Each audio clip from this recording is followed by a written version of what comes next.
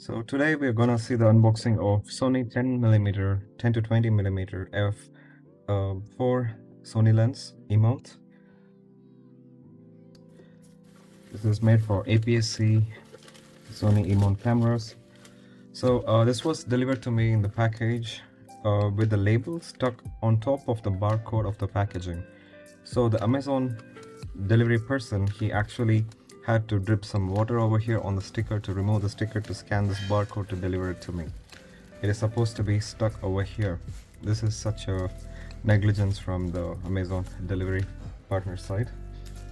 But here we have the box itself. So it's such a tiny box, like you can see, such a tiny box. I don't have any complaints with the box itself. It's got a lot of properties, as you can see here. Spherical lens, 80 glass, linear motor, blah blah blah. So we are not gonna go too much in depth. What I really care about is actually if the seal is broken or not. For me, the seal is not broken, even though this has been manufactured, let's say sometime, yep, July 2022. This lens is very new. Okay, so it's almost March, so this is 18 March, so it's almost March, and it was manufactured last July, so it's quite old in my opinion in this technology world. But for me, it's a very new lens, so forgive me if I'm not opening the right way. Oh yeah, so look at what they have done. Yep, I need to just flip it out so that it opens up accurately. So here's the lens itself. They have all the documentation which we would never use, but I'm curious to see how the warranty information is. So let's have a look. Model name, product ID, serial number, 2 years from date of purchase, warranty is available, which is amazing. So I might have to register this product under my name, and I do plan to use this lens at least for the next two years. So yeah, let's keep it aside. This is purchased from India, Sony India Private Limited. I think the packaging at least. Alright, so let's see if there's any other documentation related to warranty and such. Okay, I think this is a Chinese user manual. Okay, this is English user manual, E-mount. Good, at least it's the lens that I ordered. Now the documentations are removed. We are going into the lens itself. Oh, this is such a tiny lens. Alright, so as usual, the lens cap comes separately, and it's been like this. So I don't know how well the lens hood is. I'm sorry, did I say lens cap? No, I meant lens hood. Okay, so nowadays I feel like the quality of these plastic has been improved tremendously. It's a bit flexible, which is good in my opinion, so that it handles impact really good. The texture itself is something it's really good. It's not too plasticky, it's not too smooth, so it's not too fingerprinty. So for example, what I mean is, this is such a glossy plastic, so if I just put my hand, the fingerprints are being attracted to this lens. But this is I think it's a good quality plastic, and it's a G lens, which is really good. Let's see some of the features of this lens. Let's go ahead and mount it.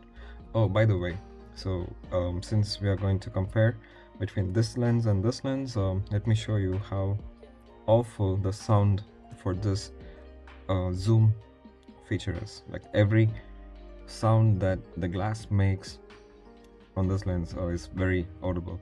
So let me open up this one. Okay, so whenever I zoom,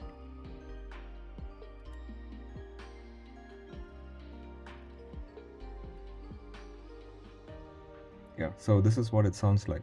All the motors inside this lens is visually rolling. So if I keep zooming, yeah, since the lens is not power focal, it's a kit lens, you can't expect much from it.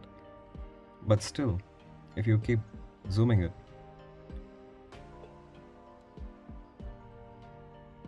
it makes a lot of sound, which is actually being picked up while shooting video. So let's compare the sound performance of this lens as well. Alright, so let me put on the lens hood, removing it.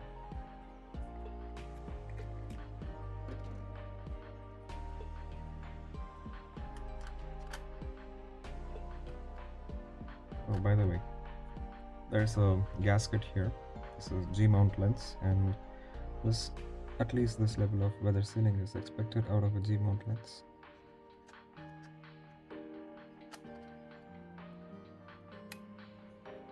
Okay, it mounted really well. So for this is funny. So the thing is, this camera is actually lighter than this lens. This is something very funny. I find it funny. So here as we all know, the filter thread is 62. That's kind of weird, but it's good that you're still able to attach a reasonably sized filter over here. And I do hope to shoot a lot of landscape photos and videos over here using this camera. I'm intending to shoot a lot of long exposure time-lapse using this camera, and I don't know how well it goes. Let's see. This is really annoying. You see, a lot of this is being stuck.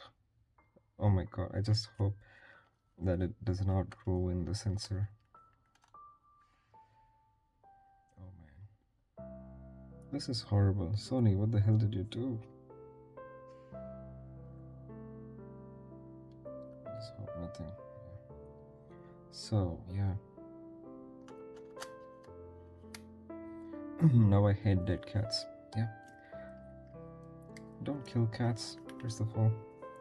That's why I always keep this. This is very handy tool. Let's open this up and see how bad it sounds. So, wow, okay. It doesn't sound at all. Wow, okay. But you can see that the rocker moves really slow because I have set it up at a very slow speed. Alright, so it moves really slow. I like it. I like the speed of it. This is exactly what I want actually. So I have actually set it up somewhere in the menu. I think it's in the quick menu. So let me go here.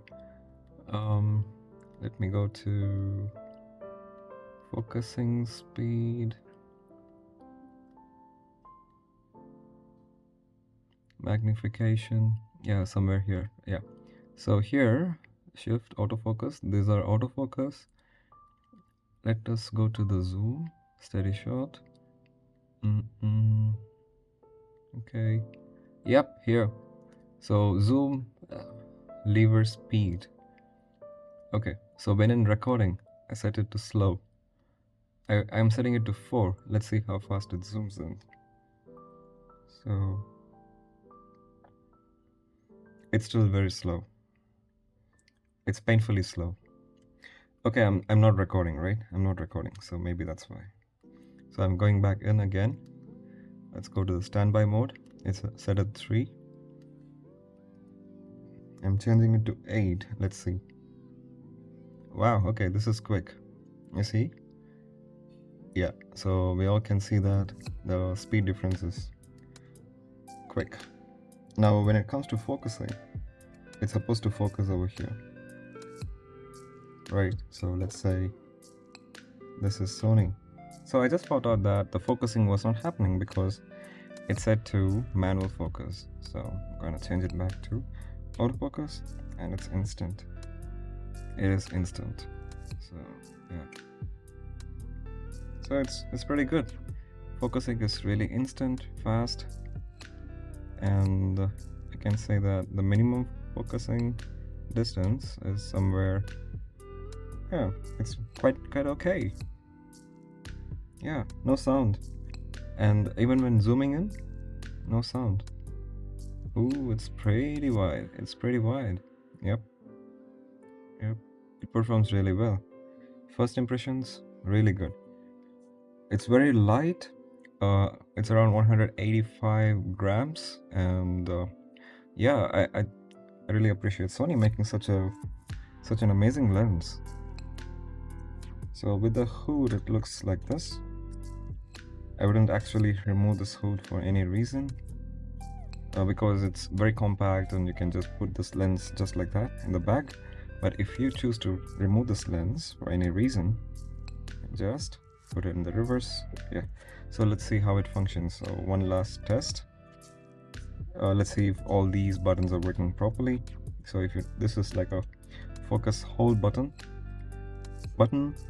and this is like a, a telephoto and wide angle zoom rocker. So I'm gonna use that rocker. So this is tele, and this is, yeah, so we can see that it's happening. I'm sorry about the light, guys, please forgive me. So what else? Yeah, these are working fine. And for the focus hold button, let's just assume that it works, guys. It's a new lens, so yeah, focus hold. Yep. All right, so I think it's very good, reasonably good to say that this is working really fine. Yeah, no complaints. Good lens. This. Yeah. Follow the channel. Yeah, let me know what you think of this initial unboxing video.